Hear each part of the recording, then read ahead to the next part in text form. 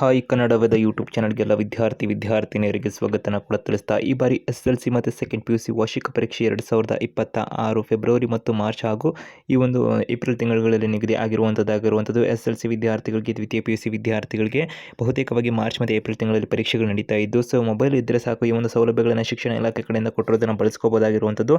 So ಎಲ್ಲ ಮಕ್ಕಳಿಗೆ good news ರೀತಿಯಲ್ಲಿ ಕೆಲವೊಂದು ಮಾಹಿತಿಗಳನ್ನು ಶಿಕ್ಷಣ ಇಲಾಖೆಯವರು ಹಂಚ್ಕೊಂಡಿರುವಂಥದ್ದಾಗಿರುತ್ತೆ.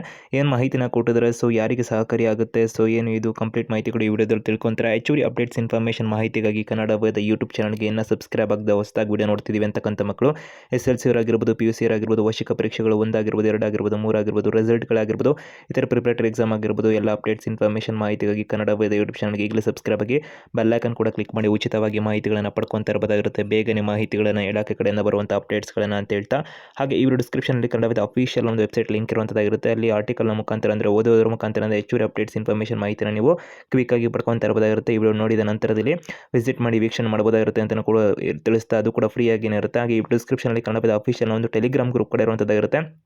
ಅಲ್ಲಿ ಕೂಡ ಉಚಿತವಾಗಿ ಜಾಯ್ನ್ ಆಗಬಹುದಾಗಿರುತ್ತೆ.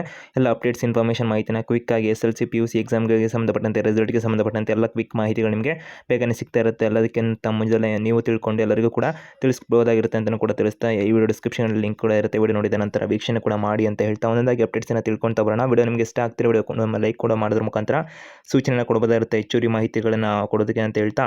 ಸೊ ಇದೀಗ ಶಿಕ್ಷಣ ಇಲಾಖೆ ಕಡೆಯಿಂದ SSLC ವಿದ್ಯಾರ್ಥಿಗಳಿಗೆ, ದ್ವಿತೀಯ PUC ವಿದ್ಯಾರ್ಥಿಗಳಿಗೆ ಪರೀಕ್ಷೆಗೆ ಸಂಬಂಧಪಟ್ಟಂತೆ ವೇಳಾಪಟ್ಟಿ ಎಲ್ಲ ಪ್ರಕಟ ಆಗಿತ್ತು. ದ್ವಿತೀಯ PUC ವಿದ್ಯಾರ್ಥಿಗಳಿಗೆ ಸುಮಾರು ಈ ಬಾರಿ ವಿದ್ಯಾರ್ಥಿಗಳು 7,10,363 ಮಕ್ಕಳು ಪರೀಕ್ಷೆಗೆ ನೋಂದಣಿಯನ್ನು ಮಾಡಿಕೊಂಡಿದ್ರು. ಅದು ನಂತರದಲ್ಲಿ SSLC ವಿದ್ಯಾರ್ಥಿಗಳು 9 ಲಕ್ಷದ ಆಸುಪಾಸಿನಲ್ಲಿ ವಿದ್ಯಾರ್ಥಿಗಳು ಪರೀಕ್ಷೆ ನೋಂದಣಿ ಮಾಡಿಕೊಂಡಿರುವಂಥದ್ದಾಗಿರುತ್ತೆ.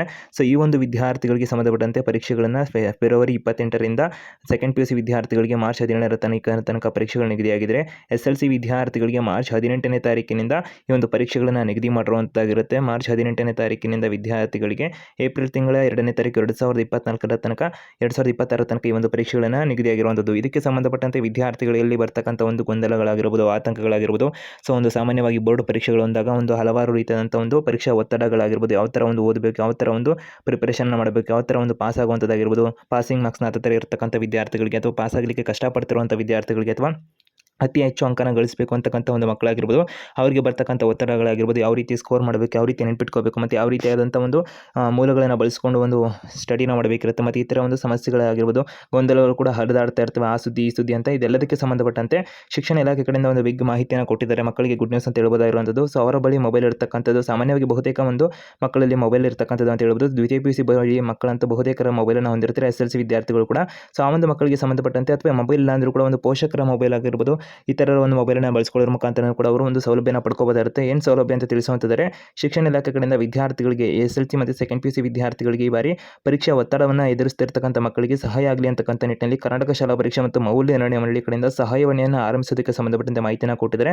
ವಿದ್ಯಾರ್ಥಿಗಳು ಸ್ಕ್ರೀನ್ ಮುಖಾಂತರ ನಂಬರನ್ನು ಕಾಣಿಸ್ತಿದ್ದಾರಲ್ಲ, 08022331075 ಅಥವಾ 76 ಅಂತಕ್ಕಂಥ ಒಂದು ನಂಬರ್ ಇರುತ್ತಲ್ಲ, ಸೊ ಎರಡು ಕೂಡ ಆಕ್ಟಿವೇಟ್ ಇರುತ್ತೆ. ಸೊ ಆ ನಂಬರಲ್ಲಿ ಸಂಖ್ಯೆನ ಸಂಪರ್ಕ ಮಾಡೋದ್ರ ಮುಖಾಂತರದಲ್ಲಿ ಅವ್ರಿಗೆ ಇರ್ತಕ್ಕಂಥ ಒಂದು ಪರೀಕ್ಷಾ ಒತ್ತಡಗಳನ್ನಾಗಿರ್ಬೋದು, ಯಾವ ರೀತಿಯಾಗಿ ಪ್ರಿಪರೇಷನ್ ಮಾಡಬೇಕು, ಸೊ ಏನು ಆತಂಕ ಆಗ್ತಿದೆ, ಏನು ಒತ್ತಡಗಳು ಬರ್ತಿದೆ, ಎಲ್ಲದಕ್ಕೆ ಸಂಬಂಧಪಟ್ಟಂತೆ ಸಹಾಯವಾಣಿಗೆ ಕರೆ ಮಾಡೋದ್ರ ಮುಖಾಂತರದಲ್ಲಿ ಸೊ ಅವರು ಸಮಸ್ಯೆಗಳನ್ನು ಅಥವಾ ತಿಳಿಸೋದ್ರ ಮುಖಾಂತರದಲ್ಲಿ ಯಾರನ್ನ ಹೇಳ್ಕೋಬೇಕು, ಏನಂತ ಗೊತ್ತಾಗ್ತಿಲ್ಲ ಅಂತಕ್ಕಂಥ ಮಕ್ಕಳು ಸಂಪರ್ಕ ಕೂಡ ಮಾಡಬಹುದಾಗಿರುತ್ತೆ ಅಂತ ಶಿಕ್ಷಣ ಇಲಾಖೆಯವರು ಮಾಹಿತಿಯನ್ನು ಕೊಟ್ಟಿದ್ದಾರೆ ಅಂತ ಹೇಳ್ಬೋದಾಗಿರುವಂಥದ್ದು. ಮತ್ತು ಉಚಿತ ಬಸ್ ಸೌಲಭ್ಯಗಳು ಕೂಡ ಇರುತ್ತೆ. ಪರೀಕ್ಷಾ ದಿನಗಳಂತೂ KSRTC ಆಗಿರ್ಬೋದು, BMTC ಆಗಿರ್ಬೋದು ಸೇರಿದಂತೆ ಸಾರಿಗೆ ನಿಗಮಗಳಲ್ಲಿ ಬಸ್ನಲ್ಲಿ ಅಂದರೆ ಸಾಮಾನ್ಯ ಬಸ್ಗಳಲ್ಲಿ ಹಾಲ್ ಟಿಕೆಟ್ ಮತ್ತು ವಿದ್ಯಾರ್ಥಿಗಳು ಐಡಿ ಕಾರ್ಡ್ ತೋರಿಸೋದ್ರ ಮುಖಾಂತರ ಉಚಿತ ಪ್ರಯಾಣ ಮಾಡೋದಕ್ಕೆ ಕೂಡ ಅವಕಾಶ ಇರುತ್ತೆ ಅಂತ ಮಾಹಿತಿಯನ್ನು ಕೊಟ್ಟಿದ್ದಾರೆ. ಸೊ ನಂತರದಲ್ಲಿ ಕರಾವಳಿ ಮತ್ತು ಮಲೆನಾಡು ಪ್ರದೇಶಗಳಲ್ಲಿ ಖಾಸಗಿ ಬಸ್ಗಳ ಮಾಲೀಕರು ಕೂಡ ಸಹಕರಿಸಬೇಕು ಅಂತ ಮಾಹಿತಿನ ಕೂಡ ತಿಳಿಸಿದ್ದಾರೆ. ದೂರದ ಪ್ರದೇಶಗಳಿಂದ ಪ್ರಯಾಣಿಸುವ ವಿದ್ಯಾರ್ಥಿಗಳಿಗೆ ಅಗತ್ಯ ಪ್ರಯಾಣ ವ್ಯವಸ್ಥೆ ಕಲ್ಪಿಸಲು ಆಯಾ ಜಿಲ್ಲಾಧಿಕಾರಿಗಳಿಗೆ ಸೂಚನೆ ಕೂಡ ಕೊಡಲಾಗಿದೆ ಅಂತ ಮಧು ಬಂಗಾರಪ್ಪನವರು ತಿಳಿಸಿರುವಂಥದ್ದಾಗಿರುತ್ತೆ. ಹೆಚ್ಚುವರಿ ಅಪ್ಡೇಟ್ಸ್ ಇನ್ಫಾರ್ಮೇಷನ್ಗೆ ಚಾನಲ್ಗೆ ಸಬ್ಸ್ಕ್ರೈಬ್ ಆಗಿ ಬೆಲ್ ಐಕಾನ್